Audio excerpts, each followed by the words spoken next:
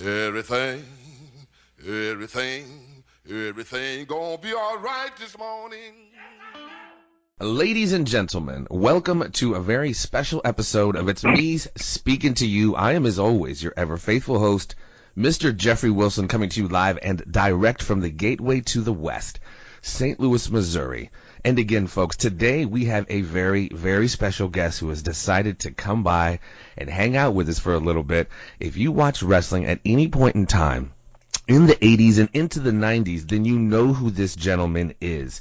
He struck fear into the hearts of many, ladies and gentlemen. When he wrestled, man, he was standing at about 6'8", 385 pounds. The gentleman wrestled approximately 650 matches in a 30-year career.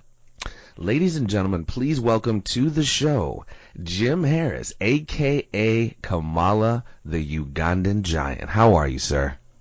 Oh, I'm doing all right. Thank you for bringing me on. Oh, absolutely, sir. Thank you for your 30 years in the professional wrestling business. It's been quite a ride, has it not? Oh, it has been. A lot of ups and a lot of downs, a lot of travel, so I made it through it all with the help of the good Lord. Absolutely. And I'm not going to keep Jim too long, as it's been kind of well documented. Jim's been having some health issues lately, so I'm not going to keep him on the horn too long. But I do obviously want to ask you just a few questions, obviously starting out with how your wrestling career started. According to kind of my research, you didn't really want to be a professional wrestler. It was just kind of one of them accidental things that you fell into. Is that correct, sir? Yeah, I never did want to be a professional wrestler. But anyway, like you said, I just fell into it anyway because I had a friend of mine, Bobo Bazia, the late Bobo Bazia. Oh, yeah. That wrestled. And I used to travel with him a little bit when I was in Michigan. And that's what made me get a little bit interested in it. And I couldn't find a job. And I told my sister boyfriend, I said, I ought to go and wrestle. Mm-hmm. He said, well, I'll take you to somebody that can teach you right now. And that's when he took me to Bobo Bazia, but I didn't mean it. But I didn't want to take it back. You started out was it James Sugar Bear Harris, or what was your first? Sugar Bear. Okay, James Sugar Bear. And where was that at? What territory was that? It was in the Mississippi territory. It was just George Coleman, who just ran only Mississippi. Oh, okay. Very interesting. And obviously, you know, I could talk to you forever because your career's been so long. But like I said, I'm not going to keep you. So the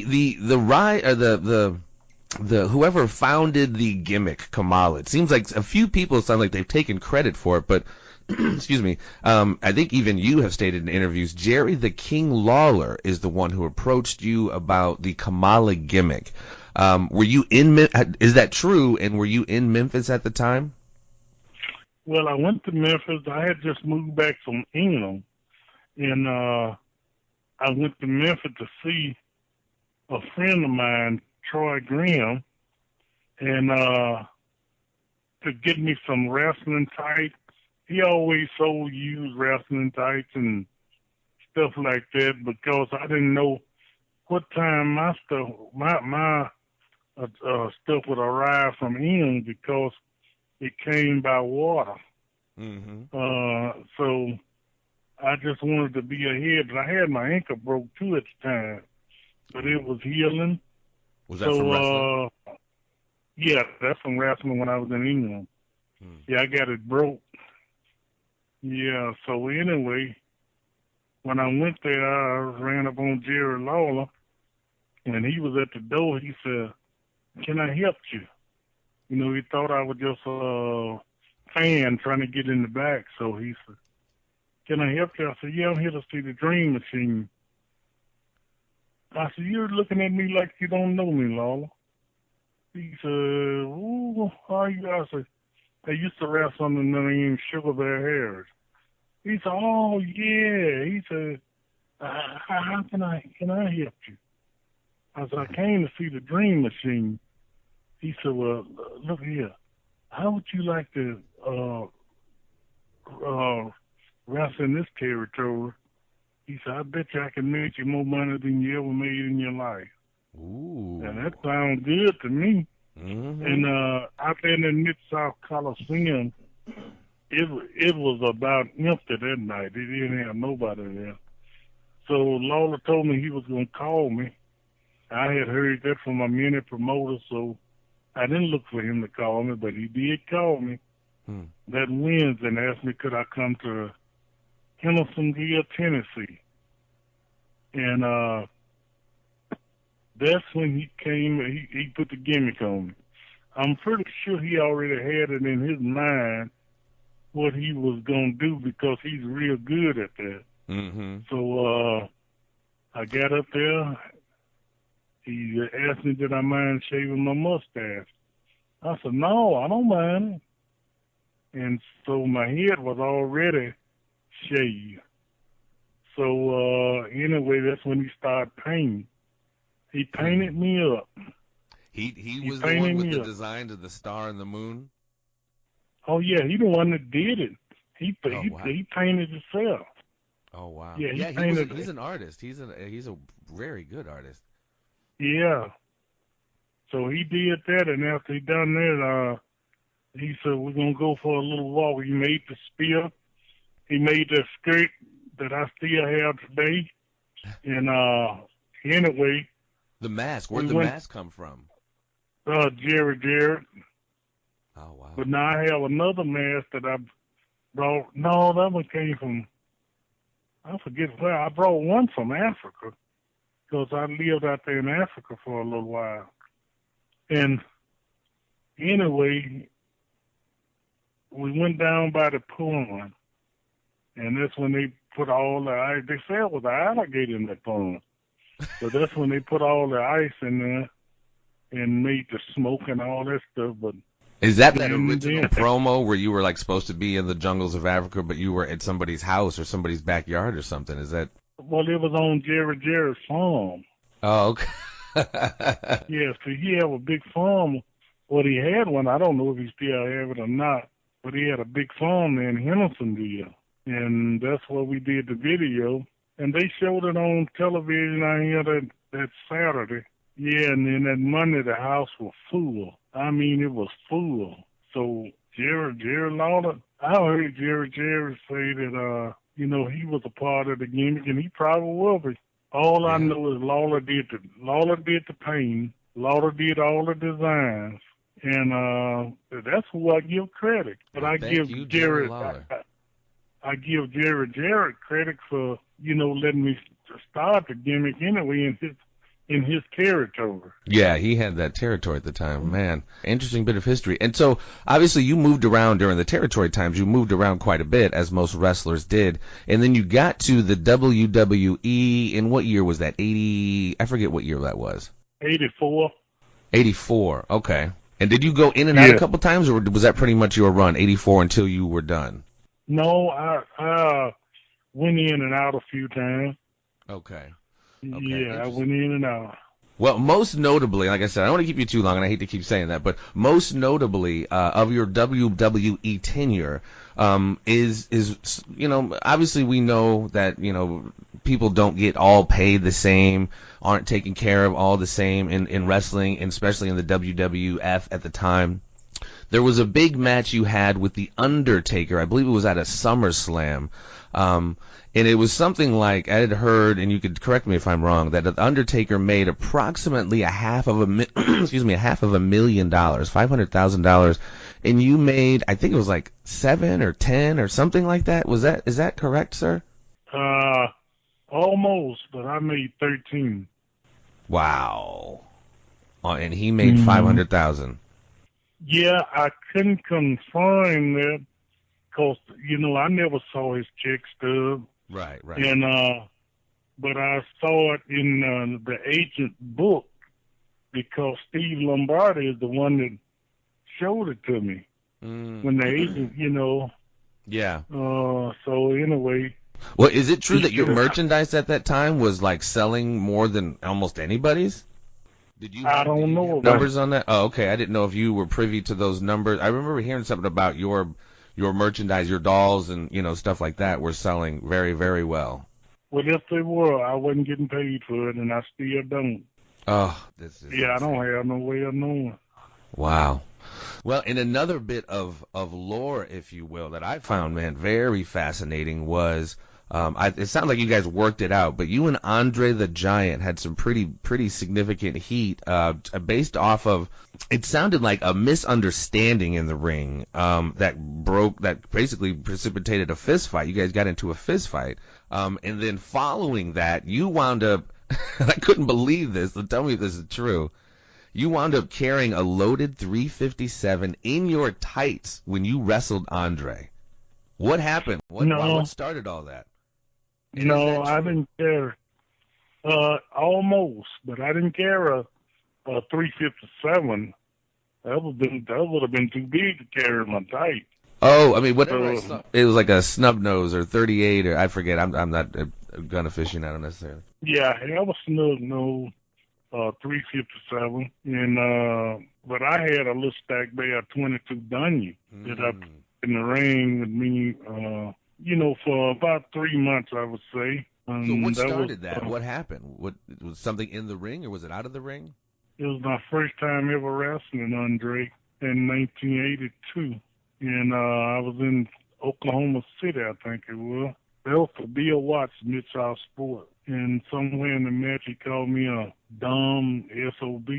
And that's when he threw me up off him. And after that, I grabbed him by his hair and pulled him up. It wasn't a fist fight. He was trying to cover up because I beat the daylight out of him. Kamala said he beat the brakes off Andre, ladies and gentlemen. I'm sorry. Yeah, and the next day we were where we could talk to each other at. And so we could go in each other's dressing room. Mm-hmm. Now, that's when I had the .357, but I had it in my pocket, my pants pocket.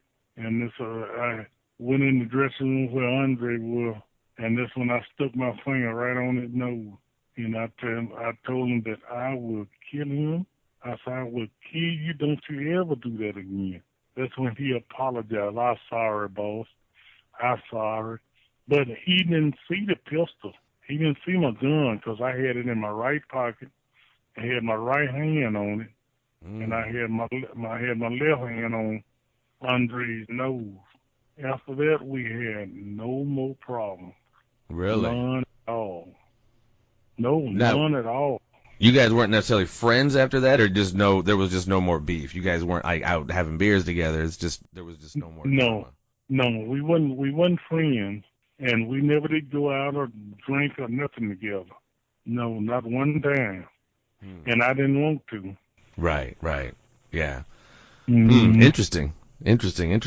Well, moving on a little bit, I think, sir, and I know, like I said, you haven't necessarily been treated the best by the WWE, but a lot of people have a conversation when people, around WrestleMania time, who should go into the Hall of Fame? Have you ever given any thought whatsoever to possibly being into the Hall of Fame? I've seen other interviews where, like Jim Duggan, Cactus Jack, Mick Foley has said, you're definitely a worthy candidate of the Hall of Fame. What are your thoughts on the WWE Hall of Fame? And is that something that interests you at all? Not at all. And some people tell me, I would love to see you in that Hall of Fame. So if they call you, you need to go. But I think I should be in there, but it don't interest me at all. What is a Hall of Fame? It don't interest me at all. I mean, I know what it is, but it don't bother me. I thought, don't they doesn't the WWE kick out a check every once in a while to Hall of Fame inductees? I thought there was some measure of, I don't know, taking care of you a little bit once you're into the Hall of Fame. I could be wrong. I don't know about that. I don't know if they get paid or not. Well, me personally, sir, it is kind of a, the WWE isn't the be all end all, but there are so many eyes on it, and there is a huge generation that may not necessarily of new wrestling fans, young ones who don't necessarily know who you are, but like last night I went on the WWE network. There's just so much content with you on there. It's really crazy that they don't pay you for that, but I don't know. I would like to see you in there, sir. I would love to see you in the Hall of Fame, or the one that's now, you know Cowboy John Lusk, don't you? Yeah. I started out with it. Yeah, so he's got, I guess, the new version, if you will, of the Pro Wrestling Hall of Fame has now been moved to Texas, which I'm very anxious to see, and I'm actually wanting to get him on the show as well. Yeah, so I know Gentleman there.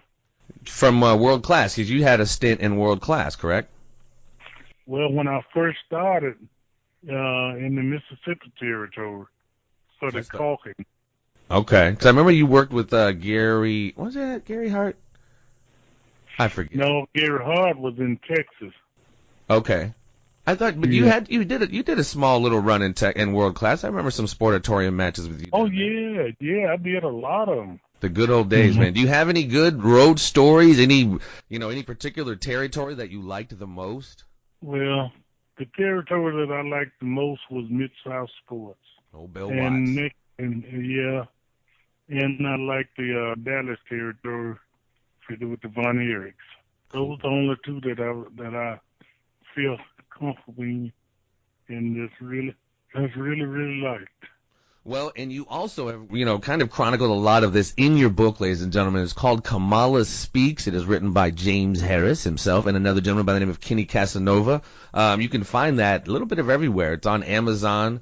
What prompted that book, sir? And looks like it's got some pretty interesting stories in there. What prompted the book?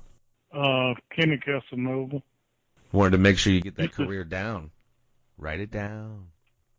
Yeah. Well, we was on the phone constantly for about 8 months, on days that I didn't have to go to dialysis. And we'd talk for hours at a time trying to get it down. Wow. I'd like to have been a fly on the wall. I mean, you probably, I need to obviously pick it up and check it out. You obviously relay some road stories in there chronicling the 30-year career. Pick it up, ladies and gentlemen. Like I said, Kamala Speaks. It is, you can find it, I have it looking at it right here on Amazon. I'm sure there's other outlets that carry it. Give it a shot, folks. I'm gonna let you go, sir. Is there anything you'd like to say to your fans prior to me letting you go, sir? Well, I would like to say, as I always do, that they all my loyal fans that writes me, email me every day. I want to thank them for their loyalty. I'm probably not saying it right. Loyalty, I feel you, and you have a lot of loyal fans out here, sir. Yeah, and I want to thank them for it, and want them to know that I appreciate everything that they did for me, as far as being loyal and donating gifts and money to me. I appreciate all of that. Thank you very much. And again, man, thank you. I will speak for, I guess, many people. Thank you so very much for your 30-year career, dealing with all of the stuff you've had to deal with, as it relates to wrestling, and even, some of the post-wrestling medical stuff.